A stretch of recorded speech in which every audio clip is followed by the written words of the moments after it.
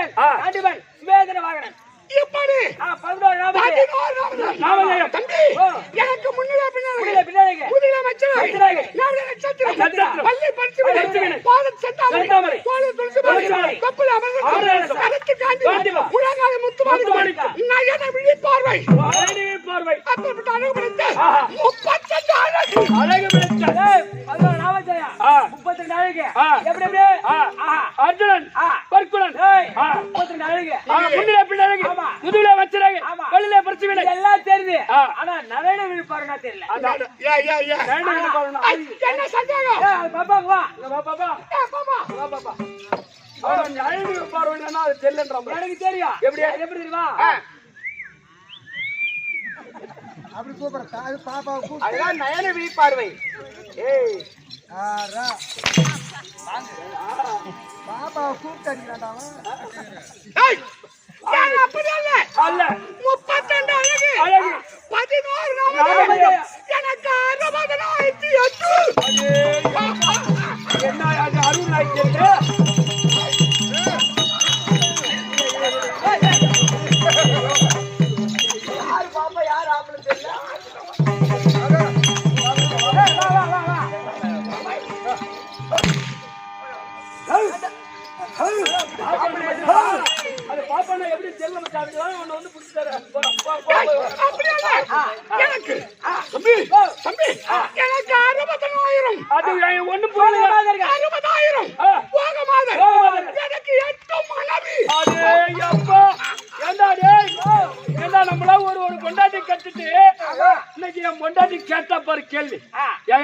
வீட்டுக்கு திருவண்ணாமலை வந்தாலும் ஊடு வந்தேன். இந்த கண்ணு பிசின் வாங்கி வரக்கூடாதா, கண்ணு பிசின் வாங்கி வரக்கூடாதான்னா இன்னும் வாங்கி கொடுக்கலடா. வாங்கி கொடுக்கல. அப்ப இங்க இருப்ப நான் வாங்கி கொடுத்துறேன். அது பேரு அது என்ன? அது யாரு? அண்ணன். அண்ணனா? சித்தப்பா. அப்ப சின்னமா நாய்க்கு வாங்கி தரலாமா? சித்தப்பா புள்ள வாங்கி கொடுத்து அப்பா ஆர்டர் போட்டா புள்ள வாங்கி கொடுக்கல. அது என்ன வாங்கி போடு கண்மைன்னு சொல்றான். என்னடா மையா தப்பி அது வந்து ஒரு 30 கோடி அது வாங்கி கொடுக்க முடியாது. என்னப்பா அது கொஞ்சம் அப்படி அல்ல. 11 நாமதேயம் 32 அழகு 60,000 போகமாது 8 மனைவி அப்பேற்பட்ட வைபோக நிலை பொருந்திய இந்த அர்ஜுனனை கம்பி நான் பிறந்த நேரம் எப்பேற்பட்ட வருடம் எந்த மாதம் அதோ வெகுதான வருடம் பங்குனி மாதம் 6ஆம் தேதி திங்கட்கிழமை உத்திராட நட்சத்திரம் அதோ பூரண சந்திர உதய நேரத்தில் பகுதி என்று சொல்லக்கூடிய தேவகோமா தெய்வத்தினுடைய அம்சத்தால் தேவர்கள் பார்த்து நான் பிறந்ததால் எனக்கு போய் அந்த தேவகோமா தேவேந்திரனுடைய அம்சத்தால் ஆனால் தேவரெல்லாம் பார்த்தபடி பிறந்ததால் வருடம் பங்குனி மாதம் 6ஆம் தேதி திங்கட்கிழமை காலையில உத்திராட நட்சத்திரம் அந்த நேரத்தில் பிறந்தவர் இந்த அர்ஜுனன். அந்த தேவரெல்லாம் பார்த்தபடி பிறந்ததால் முதல் பேர் பார்த்தேன்.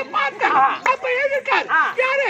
அத வில்லிபுத்தர்வார் எங்குனாய் மத்த சொல்ல இருநில மறித்து கூற அட பங்குனி நிறைந்த திங்கள் ஆதவன் அந்த ஆதவன் பங்குனி நாளில் வெங்குனி வருவில் வாழ்க்கை விஜயன் பிறந்த வெற்றி எனக்கு பங்குனி என்ற நாமம் ஐயா எடுத்து சொல்லி அப்பேற்பட்ட அம்சத்தால்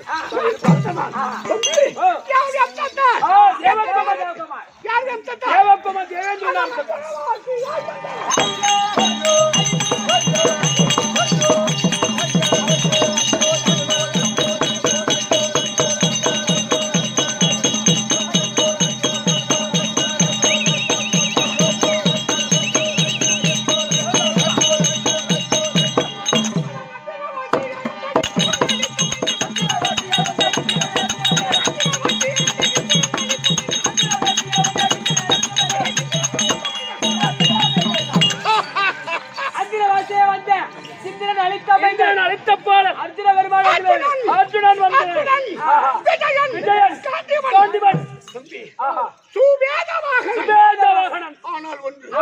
இப்படி இருக்க என் வைபவ நிலை தம்பி சொல்வான் உத்திராட நட்சத்திரத்தில் ஒரு பிள்ளையும் ஊருக்கு அருகாமையில் ஒரே காரணி இடமும் அந்த குடும்பம் அது நாளுக்கு நாள் படிப்படியாக உயர்ந்து வரும்.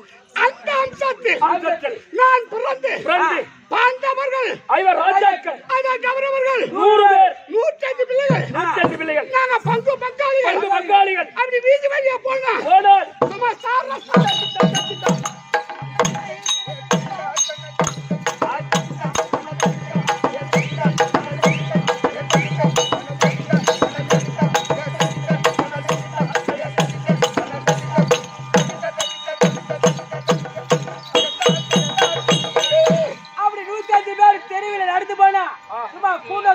பண்டி கூட்டம் எப்படி போவோம்?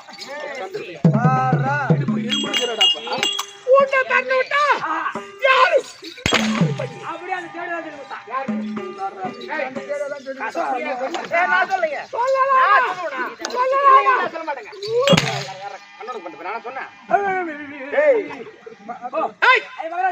அப்படி அல்ல. படம் இருக்க வேண்டும், பணம் இருக்க வேண்டும், செல்வம் இருக்க வேண்டும், இவை அனைத்தும் பொருந்தி இருந்தால் அந்த நாடு சேமமாக இருக்கின்றோம். நீர்வளம், நிலவளம், குடிவளம் அனைத்து மேன்மை பொருந்தி அஸ்தினாபுரம் 66,000 வீதி, ஒரு வீதிக்கு 66,000 வீடு, ஆக மொத்தம் 435 கோடி 60 லட்சம் வீடு. அப்பேற்பட்ட பாகத்தை கொடுக்க மனமில்லாத துரியோதனன் பல கொடுமை செய்தான். ஆதி நாராயணனுடைய அருளால் பிழைத்து வந்தோம். கடைசி நேரத்தில் அவன் தூது மகனை ஆடி நாடு ராஜ்யத்தை பறித்து 12 வருஷம் வனவாசம், ஓராண்டு அஜ்ஞாதவாசம் கழித்து வந்தால் அப்படின்னு கட்டளையிட்டான். 5 ராஜாக்கள் அதை சேர்ந்து கொண்டு முதல் வனம் எங்க தாத்தா வேதவியாசரை கண்டு தாத்தா தாத்தா இப்பேற்பட்ட காரியத்தை செய்து விட்டார். துரியோதனன் எப்படி காலத்தை கழிப்பது, நாட்டை எப்படி பெறுவது? அப்போ தாத்தா சொல்றார், ஐவர் ராஜாக்களே வருங்காலத்தில் பாரத போர் என்பது ஏற்படாமல் போகலாம். அதனால் யாராவது ஒருவன் சென்று அந்த பரம கடவுளை பார்த்து பார்ப்பதனையும் சிலிமுகவாளாயுதம் பெற்று வர வேண்டும். யார் போவது? அந்த ஐவர் ராஜாக்களில் அந்த தர்மராஜ் போகலாம். அந்த சிவபெருமனை பார்த்து தபம் செய்து அந்த பாசுரையும் சிலிமுகவாளாயம் பெற்று வரலாம். வர வழியில யாரா யாசகன் கேட்டா அப்படியே கொடுத்துருவார். ஆனா அந்த பீமம் போகலாம். ஆனா அந்த கைலாய பெருமான் வந்தா பாப்பா, இல்லன்னா அந்த கைலாய மலையை தோல் கொடுத்து தூக்குவார். ஆமா. ஆனா யாரு திறமச்சாலியோ நகுல சகத சின்ன பசங்க தம்பி இந்த அர்ஜுன பெருமானை என்னை நியமித்த உடனே ஆடை பணிகளை கலைத்து நாம வேடம் கொண்டு சம்போ மகாதேவா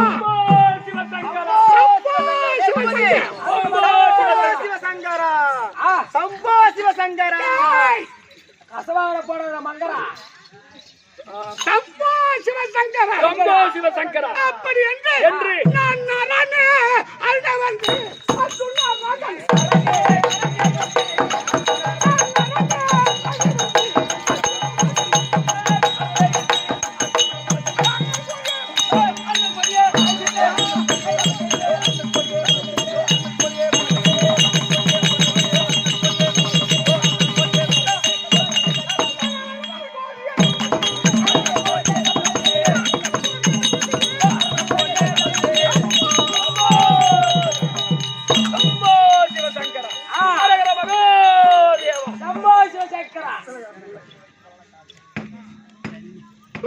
கம்பத்தை நாட்டி அது செப்புசியை நாட்டி என் வலதுகால் பெருவிரலை உண்டு இடதுகாலை பத்மாசனம் விட்டு தசவாயுக்குள்ளே பிராணதாரி மனதை அடக்கி சம்போ சிவசங்கரா அப்படி கடுமையா தவம் செய்து அந்த நேரத்தில் மேகராஜனுடைய மகன் இடிமன்னனாகப்பட்டவன் சப்த இடிகள் ஒன்றாக கூடி இடியாக என் தலை மீது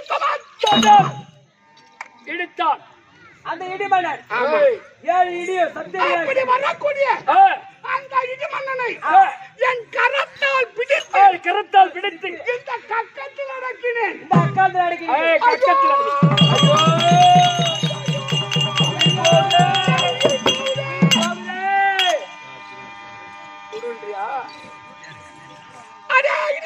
இடிமன்னா உனக்கு நான் செய்த துரோகம் என்ன? என் தவத்தை கெடுத்த காரணம் என்ன? ஐயா நான் வரவில்லை. தேவகோமா தெய்வேந்திரன் அனுப்பி வைத்தார். என்னுடைய அம்சத்தால் பிறந்தவன் அவன் பரம கடவுளை கோரி தபம் செய்றானா, மன உறுதியாக செய்றானா, மனம் சோர அறிந்து செய்றானா, அதை பரிசோதித்து பார்த்தார். அப்படி அனுப்பி வைத்தார். அனுப்பியது யார்? தேவகோமா தேவேந்திரன். அவருடைய அம்சத்தால் நீ பிறந்தவன் அர்ஜுனன். அப்ப உயிர் பிச்சை கொடுத்தேன். அடேடி மன்னா இந்த பாராகிய புவியில் இந்த பேரணி சத்தத்தை கேட்டு எவ்வளவு அச்சப்படுவார்கள் மாநில மக்கள். அதனால் இந்த பேரணியை கேட்டு தர்மராஜு அபயம் பீமாபயம் அர்ஜுனாபயம் நகுல சகாதேவருடைய அபயம் அப்படி கூக்குரலிட்டார். அன்னவரை விட்டு ஒரு கால தூரத்துக்கு அப்பால் 10 மைலுக்கு அந்தாண்ட ஓடி இடிவிட வேண்டும். ஆமா. அப்ப வாக்கு கொடுத்தான். அப்ப பார்த்தான் இப்பேற்பட்ட திறமைசாலிக்கு நாம் பரிசோடு கொடுக்க வேண்டும். அப்படி என்று அந்த மேகராஜனுடைய மகள் இடிமனுடைய தங்கை எனக்கு மின்னல் ஒளியை பரிசாக கொடுத்தார். ஒரு சாமியார போய் விட ஒரு அங்க ஒரு பொண்ணை பார்த்து அங்க ஒரு கல்யாணம் அருமை. அப்படி அண்ணவளை திருமணம் செய்து அங்கே விட்டு அந்த பரமசி வந்து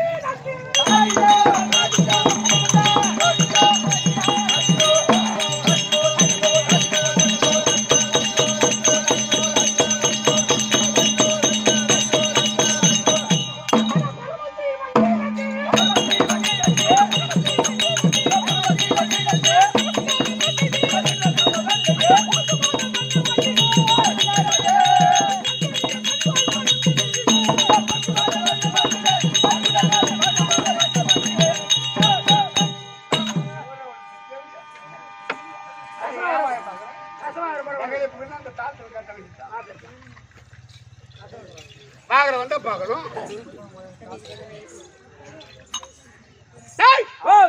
பரமசிவனிடத்தில் தவம் செய்து பாசுபாத தன்னை வாங்கினேன். மின் நல்லொழிய பரிவாய் மனந்து நீங்கினேன். ஓஹோ, அங்கே போய் ஒரு பரிவா பொண்ணு அந்த பொண்ணை கல்யாணம் பண்ணிட்டாரு. ஆமா, அவளை திருமணம் செய்து விட்டு பரம கடவுளை பார்த்து பாஸ்வத கணையும் சிலிமுகவாள் ஆயுதம் பெற்று வருகின்ற போது யாருக்குமே கிடைக்காத பாக்கியத்தை நான் பெற்றேன். யாருக்குமே கிடைக்காத பாக்கியத்தை பெற்றேன். அப்பேற்பட்ட என்ன எனக்கு தேவ உலகத்திற்கு அழைப்பு வந்தது. தேவ உலகத்துக்கு ஒரு அழைப்பு வந்தது. தேவேந்திர தேவகோம அம்சத்தில் பிறந்தார்ல, அதனால தேவ உலகத்துக்கு ஒரு அழைப்பு வந்தது. அந்த தேவலோகத்திற்கு சென்று நான் அமரர் கதிமாறக்கும்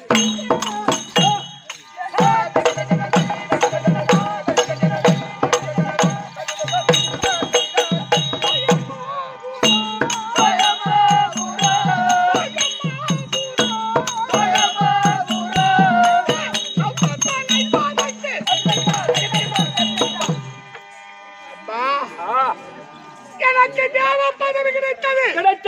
ஒரு நரமனிதன் தேவலோகம் செல்ல வேண்டுமானாலும் தேவ பதவி ஆள வேண்டுமானாலும் அவன் 100 அசுமதியாக செய்ய வேண்டும்.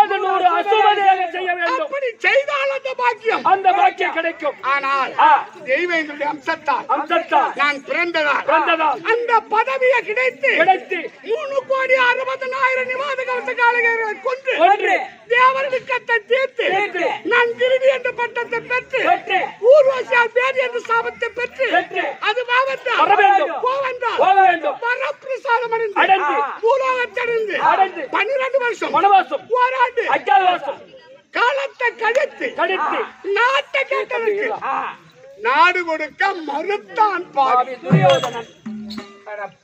என்னடா பண்ண என்ன வாழ்ந்துட போறான்? இவ்வளவு பாடுபட்டு நாடு கொடுக்க மறுத்தான் துரியோதனன். சொன்ன மாதிரி 12 வருஷம் கைஸ்ல வந்தாங்க. அப்படி காலத்தை கழித்தால் நாட்டை கொடுக்க வேண்டும். ஆனா துரியோதனை செய்தான். பாண்டவர்களே பாதி ராஜ்யம் பெற வேண்டுமானால் 18 நாள் சண்டை 18 கோடி சேனை. எப்படி இந்த கௌரவருக்கும் பாண்டவருக்கும் இருக்கக்கூடியது 14 கோடி. பாண்டவர்களுக்கு 7 கௌரவருக்கு 7. அப்ப 7 14 அக்ரோனி சேனை இப்படி பிரித்தாகிவிட்டது. அப்ப பார்த்தேன் நாராயணா உலகத்தை அளந்த எம்பெருமானே. ஏய் தம்பி, என்னடா உங்க ஊர்ல பண்ணிக்கிறீங்களா? அவங்க கதையா ஆடணும்னு சொல்றாங்க. கத்த முடியாத கத்தல நீங்க உங்க சவுத்துக்கு பண்ணிக்கிறீங்க. மற்ற ஊர்மார்கள் தமிழ் பா தம்பி, கலகால போகணும் நாங்கள் தான் அடிச்சு தமா அடிச்சு மறைச்சிட்டு போயிடலாம். ஆனா அப்படி எல்லாம் இது இஷ்டமா இருந்தா பாருங்களா கம்முன்னு படுத்துக்கு தம்பி. ஊர்ல கலாட்டை பண்ணி விடாத. 10 ஊர் ஜனம் வந்துக்குது. ஆமா, அப்படி அமைதியாரு சாமி, நீ பேசாத இல்ல படுத்துக்கோ. யாரும் காட்சி கொடுக்க சொல்ல தம்பி. அப்போ லைட் விடு.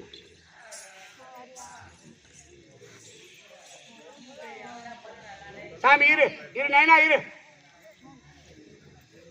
அப்ப பாண்டவாளுக்கு கௌரவருக்கு 7 14 அக்ரோனி சேனை. அது சரி. எவ்வளவு? 7 14 அக்ரோனி சேனை. அது சரி.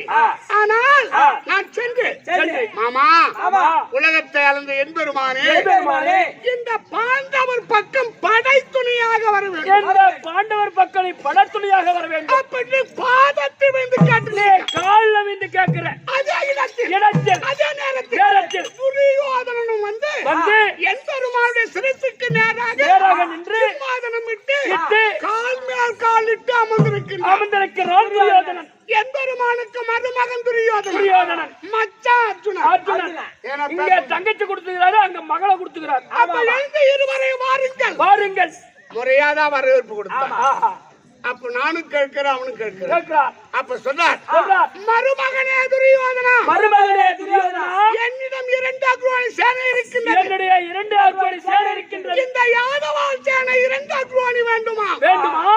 நான் ஒருவன் மட்டும் வேண்டுமா? நான் ஒருவன் மட்டும் வேண்டுமா? அப்படி கேட்கிறேன். கேட்கிறான். அப்ப சொல்றான் சொல்றாரு. ஏ கண்ணா, ஏ கண்ணா, நீ வர வேண்டாம். நீ வர வேண்டாம். உன்னுடைய 2 அக்ரோணி, உன்னுடைய 2 அக்ரோணி சேனை ஆமா, மட்டும் வந்தா போதும். ஒரு அக்ரோணி என்பது எவ்வளவு? அது எனக்கு அந்த பள்ளியோட நான் போல. தம்பி, ஒரு அக்ரோணி சேனையை கண்டுபிடிக்க வேண்டுமா? கண்டுபிடிக்க வேண்டுமானால் அதிரத சமர அத்தனை பகிரத பகிரத. இப்படி 4 அணிகளாக பிரித்து பிரித்து. தேர்ப்படை, யானைப்படை, குதிரைப்படை, காலால் படை இப்படி 4 வகை படையாக பிரித்து பிரித்து. ஒரு படைக்கு இவ்வளவு தொகை கொடுக்க வேண்டும். எவ்வளவு? ஆ. இந்த தேர்ப்படையுடைய தொகை தொகை 21,870. 21,870. இந்த யானைப்படை யானைப்படை. அது 21,870. 21,870. இந்த குதிரைப்படை குதிரைப்படை. 65,610. 65,610. இந்த காலாட்படை காலாட்படை. 1,09,350. 1,09,350. இந்த 4 படையை ஒன்றாக ஒன்றாக சேர்த்தால் சேர்த்தால் ஒரு அக்ரோனுடைய சேனை சேனை 2,18,700 கொண்டது ஓர் அக்ரோன் சேனை. 17,700 கொண்டது ஒரு அக்ரோனிய தொகை. இப்படி பாண்டவாளுக்கு 7 கௌரவருக்கு 7 அப்ப யாதவால் சேனை 2 துரியோதனம் பக்கம் பக்கம் 7 2 9 அக்ரோனி சேனை. ஆமா, ஆ. 9 அக்ரோனி அங்கு அங்கு நாங்க 7 அக்ரோனி. 7 இருதர படை படை யுத்த முனை முனை நியமித்து அமர்ந்திருக்கின்றோம். நேரம் அந்த நேரத்தில் நேரத்தில் மாற்று தேசத்து அதிபதி தேசத்து அதிபதி சல்லியமாமன் சல்லியமாமன் நேராக வருகின்றார். வருகின்றார். யாரை நாடு? உங்கள நாடுதான். இந்த 5 ராஜாக்களை தேடி வருகின்றார். தேடி வருகின்றார். அப்படி வரும்போது போது துரியோதனன் சூழ்ச்சி செய்திருக்கார். சூழ்ச்சி செய்திருக்கிறார். தர்மம் தண்ணி பந்தல். தர்மம் தண்ணி பந்தல். ஆமா, ஆ. அந்த தண்ணி பந்தல் மறைமுகம் இருக்கும். அந்த மறைமுகமா இருக்கும். தர்மம் மட்டும் தர்மம் மட்டும் இருக்கும். இதுதான் தர்மராஜுடைய பாடி. பாடி கூடாரன்னு உள்ள நுழைந்தார். உள்ளே நுழைந்தால் சல்லியமாமன். மாமன் பாருங்கள் மாமா. பாருங்கள் மாமா யாரு அப்படின்னு துரியோதனன் கூப்பிடுறான் சல்லியனை பார்த்து. ஆமா, பாருங்கள் மாமா. உள்ள போயிட்டு போய் வர முடியுமா? முடியாது. அப்ப சல்லியமாமனுடைய சேனை 2 2 அக்ரோனி சேனை. ஆமா. அப்ப 9 2 11 அக்ரோனி சேனை. 16 அக்ரோனி சேனை துரியோதனனுக்கு. பாண்டவாளுக்கு 7. அப்ப 11 7 17 அக்ரோனி சேனை. 18 அக்ரோனி சேனை. 18 நாள் சண்டை. இதற்கு காரணம் அந்த பாவி துரியன்தை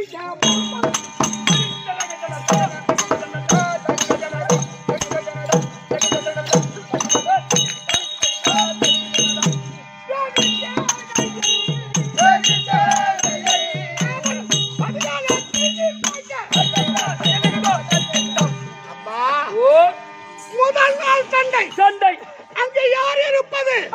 அதோ பாருங்கள். பாருங்கள். என் பாட்டன் பீஷ்மாச்சாரி கற்றுக் கொடுத்த குருநாதர் குருநாதர் மற்றும் பங்காளிகள் பங்காளிகள் எதிராளி எல்லோரும் இருக்கின்றார்கள். ஆனால் யாரை போர் செய்து மடிப்பது நிராயுதமாக இருக்கின்றோம். ஞானத்தை போதித்து அர்ஜுனா நில் அப்படி என்று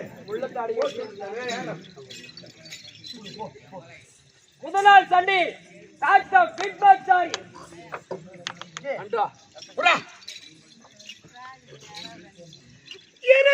படை படை அங்கு சேனாதிபதி பட்டம் தாத்தா பீஷ்மாச்சாரிக்கு இந்த பாண்டவர் பக்கம் விளாடனுடைய மகன் சுவேதனனுக்கு ஏன் கேட்டா விளாட மன்னனுக்கு 2 பொண்டாட்டி.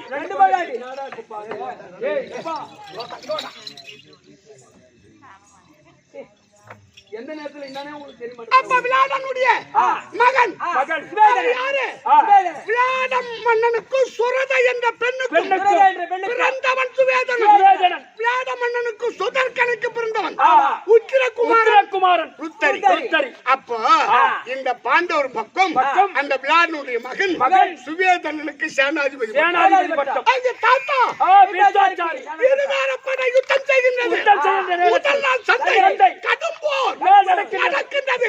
அந்த வெற்றி வீசி எறிகின்றான். யார்? சுவேதனன். 4 அக்ரோனி சேனை மாண்டது. அப்ப 11 4 போனா அங்க 7 இங்க 7 பார்த்தால் பீஷ்மாச்சாரி இவனை விடவே கூடாது. அப்ப என்று அதர்ம போரிட்டு அந்த சுவேதனனை மடித்தார். சல்லியனுடைய தண்டாயுதத்தால் உத்திரகுமாரன் மாண்டான். முதல் நாள் சண்டை அது தோல்வியாகிவிட்டது. பாண்டவருக்கு தோல்வி, தோல்வி. கௌரவருக்கு ஜெயம், துரியோதனுக்கு ஜெயம். ஆனா ஒரே வீட்டுல ரெண்டு பிள்ளைய வாரி கொடுத்துட்டான். அந்த குடும்பம் எப்படி இருக்கும்? எப்படி வயிறு எரியும்? ஒரே குடும்பத்துல 2 பிள்ளைய வாரி கொடுத்தா எப்பேற்பட்ட மனசு எப்ப மன கஷ்டமா இருக்கும். ஆனால் இரண்டாம் நாள் யுத்தம் என் மச்சார்கான துஷ்டத்துவன் அண்ணவன் இந்த பாண்டவர் பக்க சேனாதிபதி பட்டம் அங்கே தாத்தா பீஷ்மாச்சாரி படை சண்டை முனையில் சதாநிகன் என்பவன் மாண்டான். மூன்றாம் நாள் பகவான் கையில் சக்கரம் எடுத்தார். என்ன காரணம்? துரியோதனன் கேட்கிறான், ஏ நாராயணா, நடக்கின்ற பாரத யுத்தத்தில் இந்த பாண்டவருக்கு கௌரவருக்கு பங்காளி சண்டை. ஆனா குறுக்கடி வந்திருக்க உன் கையில் ஆயுதம் எடுக்க மாட்டேன், ஆயுதம் எடுக்க கூடாது. அப்ப சொல்றார் தர்ம யுத்தம் நடந்தால் எடுக்க மாட்டேன், அதர்ம யுத்தம் நடந்தால் நான் கையில ஆயுதம் எடுப்பேன். அப்ப மூன்றாம் நாள் பகவான் கையில் சக்கரம் எடுத்தார். என்ன காரணம்? எதுக்காக? என் அண்ணாவிற்குரிய விமாச்சி அந்த துரியோதனனை பார்த்து மூன்றாம் நாள் சண்டையில் கதாயுதத்தால் எப்பேற்பட்ட நாட்டுக்கு ஒரு பேரரசு மன்னன் துரியோதனன். அவன் எந்த தவறு ஒன்றாலும் செய்யட்டும், ஆனா அந்த பீமன் இந்த மாதிரி அடிக்கலாமா? அப்படி அடித்ததும் அது தாங்க முடியாம ஐயோ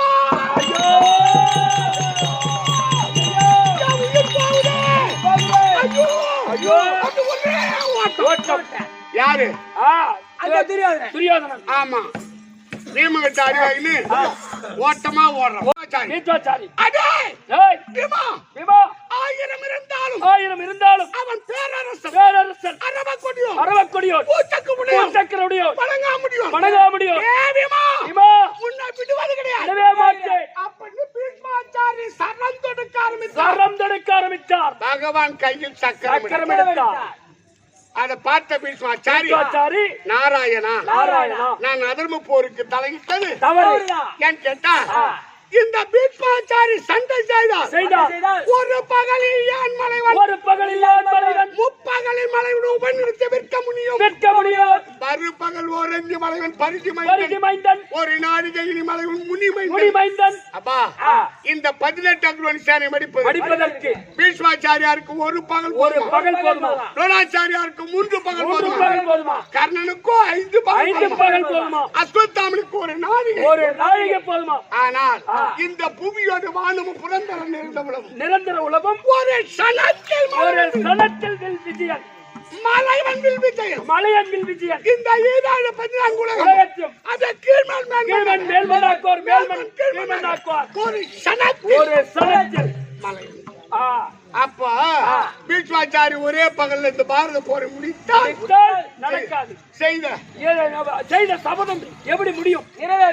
எப்படி நிறைவேற வேண்டும்? அதனாலதான்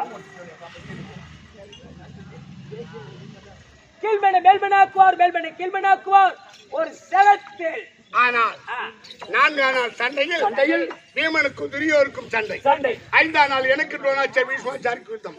6ஆம் நாள் விகர்ணனுடைய யாரு துரியோனுடைய கடைசி நம்பி விகர்ணனுடைய ரதம் குதிரை அனைத்தும் என் மகன் அபிமன்யு பொடிபடியாக செய்தார். 7ஆம் நாள் எனக்கு துரோணாச்சாரி பீஷ்மாச்சாரிக்கு யுத்தம். 8ஆம் நாள் அலமுக நாள் எதிரோமம் படைத்த இந்த அர்ஜுனனுக்கு நாகக்கண்ணிக்கு பிறந்த நல்ல என் பிள்ளை அந்த 8ஆம் நாள்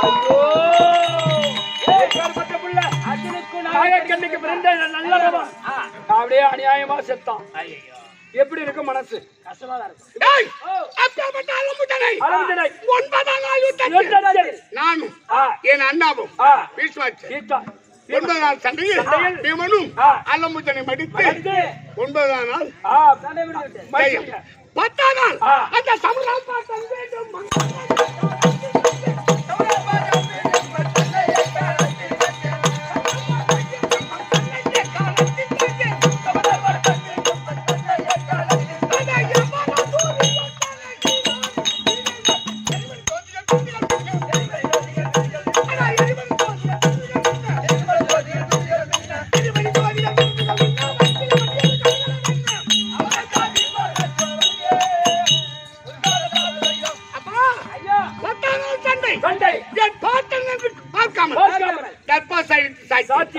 11ஆம் நாள் சல்லியனுடைய ரத குதிரை என் மகன் அபிமன்யு பொடிபடியாக செய்தான். 12ஆம் நாள் நரகாசுர பிள்ளை பகதத்தனை சுப்ரதேவி சொல்லக்கூடிய பட்டணத்தையும் மடித்தோம். 13ஆம் நாள் யுத்தத்தில்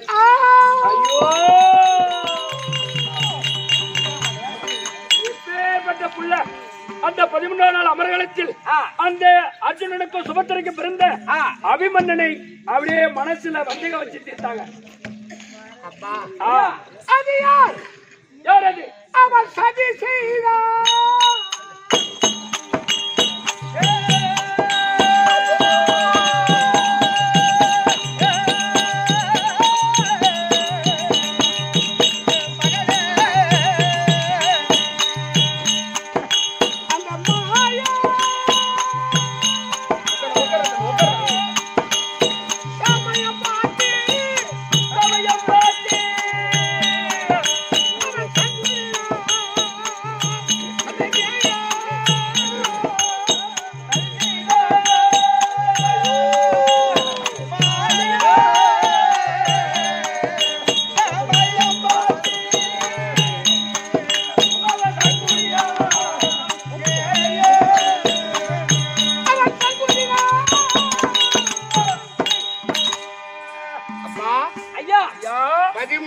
யுத்தத்தில் 60,000 வெங்கல ரதக்காரரு நானும் என் மாமா கோபாலக்கன் யுத்தத்துக்கு சென்றவுடன் சும்மா கொஞ்ச நேரம் காவல் வைத்தோம். என் மகன் அபிமன்யு அப்பா உங்க பெரியப்பா இருக்காமல் கொஞ்ச நேரம் காவல் இருப்பா அப்படி சொல்லிட்டு போயிட்டேன்.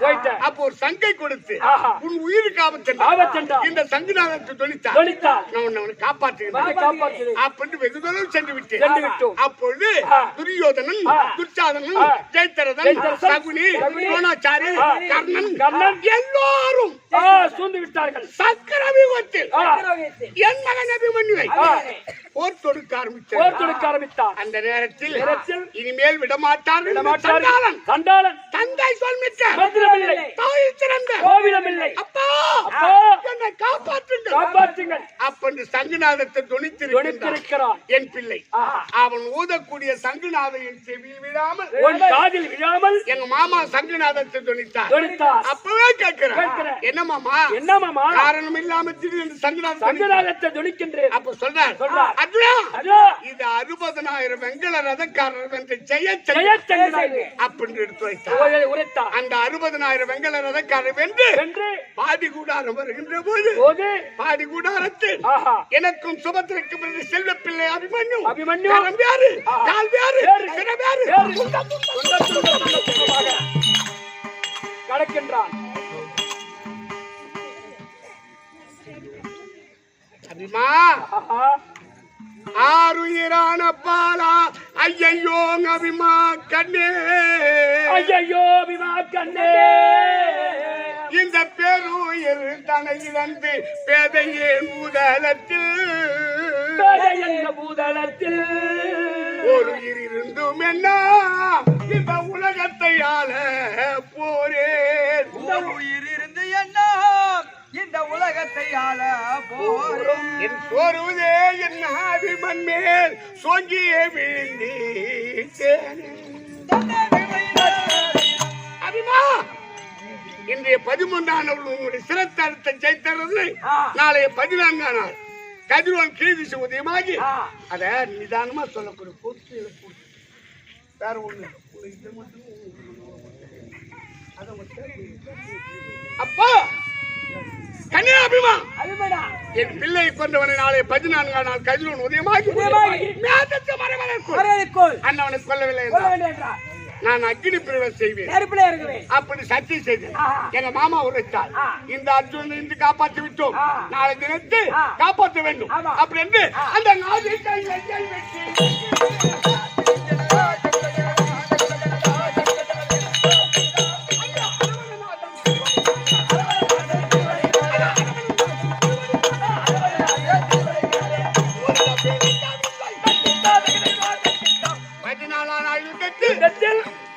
செய்த சபதம் நிறைவேற வேண்டும் அப்படி என்று பரமக்காரனுடைய அருளினார் அந்த ஜெயித்தரதனை வதைத்து 14ஆம் நாள் வெற்றி வாங்க சூடினேன். 12ஆம் நாள் அந்த குழந்தைய தூக்கி போ, அந்த குழந்தைக்கு அவங்க அம்மாட்டு கொடுத்து அத குரு என்று பார்க்காம என் மச்சாக்கார யாரு அன்னுடைய வாழாயுத்தான் குருநாதரை கொண்டார். 16ஆம் நாள் கேமதத்தை மாண்டு விட்டான். ஆனால் 17ஆம் நாள் தமையன் என்று தெரியாத ஒரு காரணத்தினால் என் மாமா இருக்காரு இந்த பாண்டவருக்கு சகாயம். ஆமா, என்னுடைய பானத்தினால் என் தமையன் என்று தெரியாமல் கர்ணனை கொன்று விட்டோம். அட பாவி, மூத்தவனை கொண்டு இந்த புவியில் வாழ்ந்தால் என்ன, அவன் இறந்தால் என்ன? அப்ப கேட்கிறேன் மாமா, ஆடரவன் மேல் துயர்ந்த அமலநாதா, அந்த அகமுடைய இரணியனை அவன் மகனால் கொன்றாய். அவனை வச்சு பிள்ளை கொண்டுட்டோம். இரணியனை. ஆமா, ஈடறிய இளைஞ நகர் ராவணாதி எல்லோரையும் விபூஷணாலை வென்று விட்டான். ராவனுடைய மந்திர தந்திரங்களை தெரிந்து அவன் தம்பி விபூஷணனை வைத்துக் கொண்டு 2வது யுகத்தை ராமனாக பிறந்து முடித்து விட்டான். இந்த 3வது யுகத்தில் சாதாரணமான ஆளா பாராள வந்த இந்த கண்ணன் என் அண்ணன் எப்பேற்பட்டால் உடைவல்லல் தானவல்லல் நயமுடைய நண்பனை போல இருந்து நீயும் கூடவே இருந்து நீ கொன்று விட்டாய். எங்களுக்கு என்னவோ இந்த உலகத்தையே சிம்மாறு கட்டி தூக்குற மாதிரி பேசி என் கரத்தால் என் தமையன் கர்ணனை கொன்ற பாவியாகிவிட்டோம். ஆனால் 18ஆம் நாள் சண்டை செய்த சபதப்படி முறைப்படி அண்ணாவிற்குடி வீமாட்சி அந்த துரியோதனை அடித்து அவன் துடைய முறித்து உயிர் போகவில்லை. அஞ்சிபப்பட்டம் யாருக்கு? கொடுத்து என் பிள்ளைகள் பாண்டவர்கள் இளம் பாண்டவர்களை சிரத்தை அறுத்து கொண்டு விட்டான். கொஞ்சம் சோகமா இருக்கிறார் திரௌபதி. ஆனால் இனி யாரும் நமக்கு எதிரி என்பது கிடையாது. இந்த சிராபுரத்தில் நமக்கு தான் சொந்தம். அனைத்தும் அனாதியா இருக்கக்கூடாது. அண்ணாவா இருக்கக்கூடிய தர்மராஜை சிம்மாதனத்தை அமர்ந்து பட்டம் சூட்டி ஆளுக்கு ஒரு அமைச்சர் பதவி எடுத்து நாட்டின் மக்கள் குறைபாடு இல்லாமல் காக்க வேண்டும் என்ற கருத்து. அப்ப இப்ப சந்தோஷமா இருக்கும். என்கிட்ட சபதம் நிறைவேறிவிட்டது. என் மனைவி ஆசைக்கு அன்பு மனையாட்டி சுபத்திரை அழைத்துக் கொண்டு புறப்பட வேண்டும். சுபத்திரை நிற்போம்.